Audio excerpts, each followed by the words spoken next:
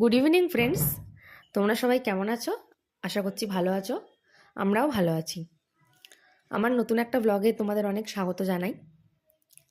জানো বন্ধুরা, আজ একটা বিয়ে বাড়ি যাব, বিনা নিমন্ত্রণে, তাও আবার বরকে ছাড়াই। তো সকালবেলা উঠে প্রথমে একটু বাইরেটা দেখিয়ে দিলাম তোমাদের। তারপর রান্নাবান্না ঝটপট করে নিয়ে চা করে খেয়ে নিলাম বর বেরিয়ে যাওয়ার পর। তারপর পুচকুগুলো স্কুল থেকে আসার পর আমি আর দিদি চলে গেলাম পার্লারে চুল কাটতে। আসলে আমার বিয়ের 1 বছর হয়নি বলে চুলটা আর কাটতে পারছিলাম না। আর চুলটা তলার দিকে এত সরু হয়ে গেছিলো কি বলবো তোমাদের। তাই 1 বছর হয়ে যাওয়ার পর চুলটা কেটে নিলাম। তারপর চলে আসলাম একদম বিকেলবেলা তোমাদের সামনে রেডি হওয়ার জন্য। চলে গেলাম সবাই মিলে বিয়ে বাড়ি, মানে আমরা 5 জন আর কি। বিয়েটা ছিল দিদির, অর্থাৎ আমার ননদের মাসি শাশুড়ির ছেলের। আর ওরা যেহেতু আমাদের এখান থেকেই গেছে, তাই আমাকে বলে তুমিও চলো। আর দিদির শ্বশুর শাশুড়ি এসেছিল, তোমাদেরকে তো বলেছিলাম আগের ব্লগে।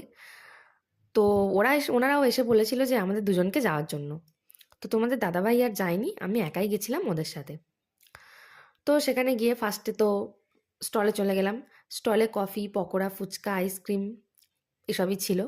কিন্তু দুর্ভাগ্যের বিষয়, পকোড়া স্টলে এত ভিড় ছিল যে আমরা তেমনভাবে খেতেই পারিনি। যাই হোক, বড়বউকে দেখে তারপর আমরা একটু ফটো তুলে নিয়ে সোজা চলে গেছিলাম মেন কোর্সে। তো মেন কোর্সে অনেক কিছুই ছিল। প্রথমে ডিমের ডেভিল, তারপর স্যালাড, কাসুন্দি, কড়াইশুঁটির কচুরি, চানা পনির, ভাত, মুড়ি ঘন্ট, আলু ভাজা, কাতলা কালিয়া, চিংড়ির মালাইকারি, ফ্রায়েড রাইস, মাটন, চাটনি, পাঁপড়, রসগোল্লা, কমলাভোগ, সন্দেশ, আর আইসক্রিমটা তো স্টলে ছিল। এর মধ্যে সবথেকে যেটা ইন্টারেস্টিং ছিল সেটা হচ্ছে মাটনটা খুব সুন্দর হয়েছিল। আমরা খেয়ে উঠতে না উঠতেই মেয়ের বাড়ির লোক চলে এসেছিল। তো মেয়ের বাড়ির তত্ত্বটাও একটু দেখিয়ে দিলাম তোমাদের। আর তারপর আমরা না দাঁড়িয়ে বাড়ি চলে আসলাম সোজা। আজকের দিনটা আমাদের এইভাবেই কাটলো। ভালো লাগলে তোমরা অবশ্যই like, comment, share and subscribe করে দিও চ্যানেলটা। ভালো থেকো সবাই, টাটা।